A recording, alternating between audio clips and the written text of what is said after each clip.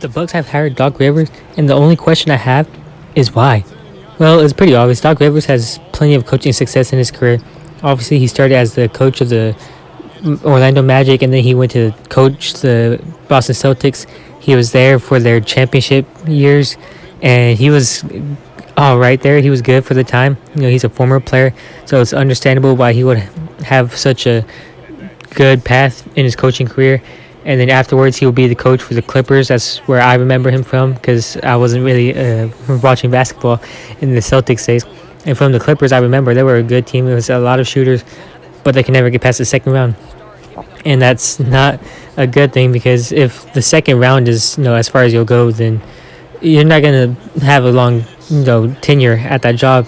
For most coaches, Doc Rivers, was fortunately given plenty of years as he was a good coach despite the lack of playoff success. But he was still the coach of good teams. And if you're the Bucks, Adrian Griffin was the coach of. He was just a bad coach. I can go on and on and on about his minutes problem with Dame, about his problem with the former Trailblazers head coach, who they brought to the staff and let go because he walked away because Adrian Griffin was just trash. He didn't have a good relationship with the players. It sounds like the defense was awful. If Bobby Portis, how he was managed, I think he's responsible for Bobby Portis's decline this year, as opposed coming off of a great 6 Man of the Year candidate season last year. And Doc Rivers, he's gonna fix all those problems. We saw him with the 76ers most recently, and much like the Clippers, they can never get past the second round. But he has at least been to the championship.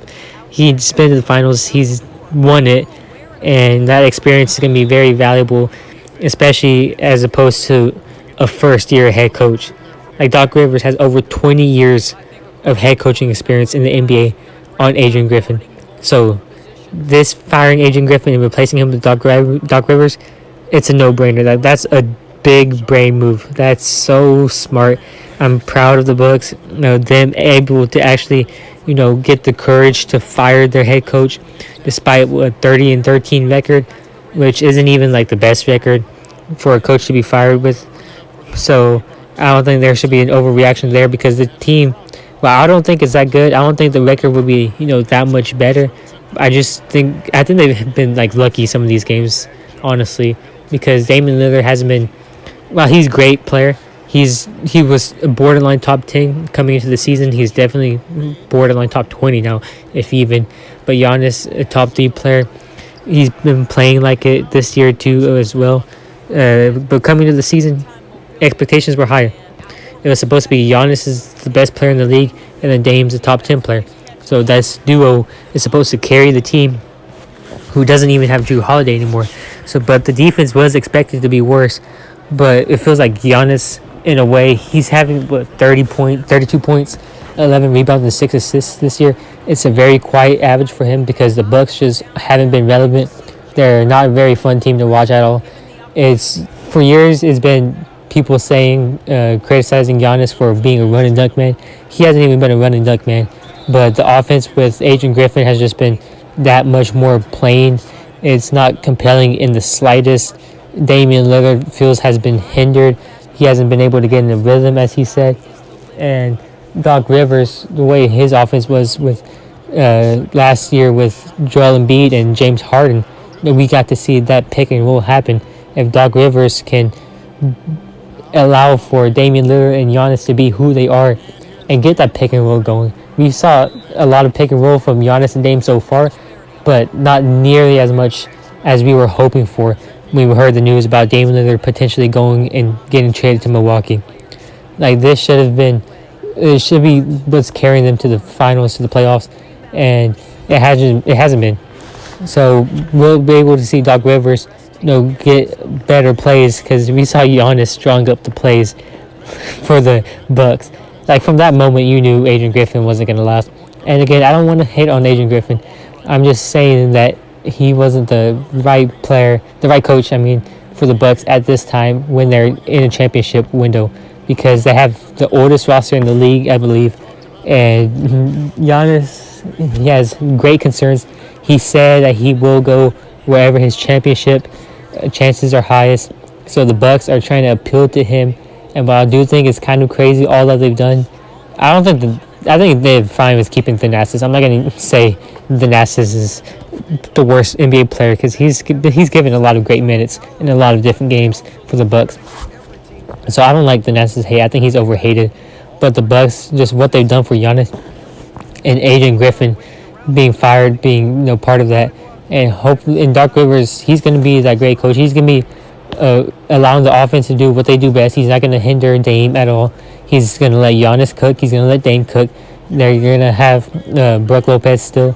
Their defense is going to be hopefully better because Brook Lopez, I don't think he's that much of a different defender as Joel Embiid was, who Doc Rivers obviously coached last year, and Paul Reed as well.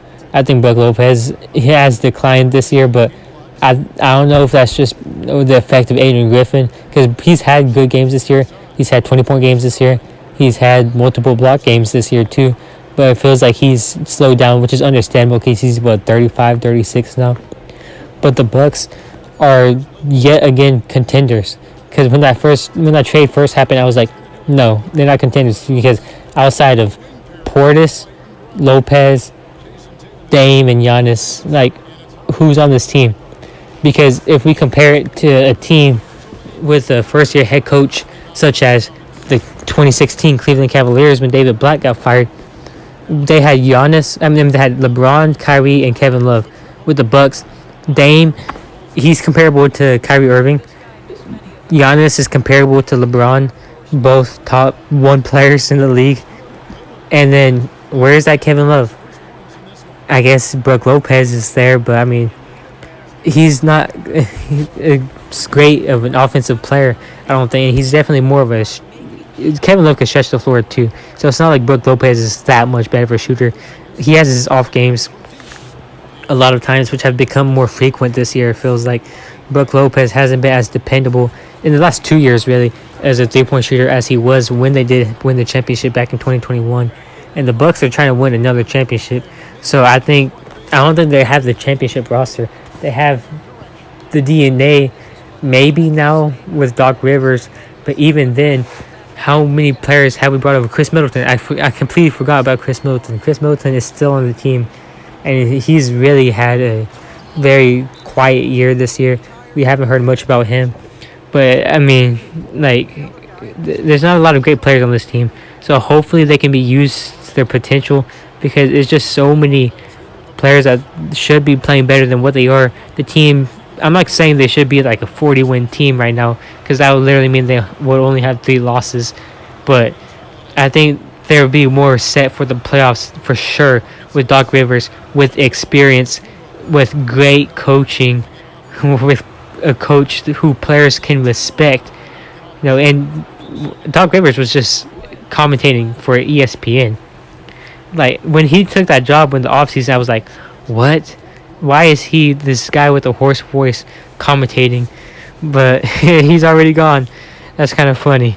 That Doc Rivers, they really just hired a commentator to be their head coach. But you got to do what you got to do. The Bucks made the right choice hiring Doc Rivers. That's the bottom line. Thank you for watching. See you tomorrow.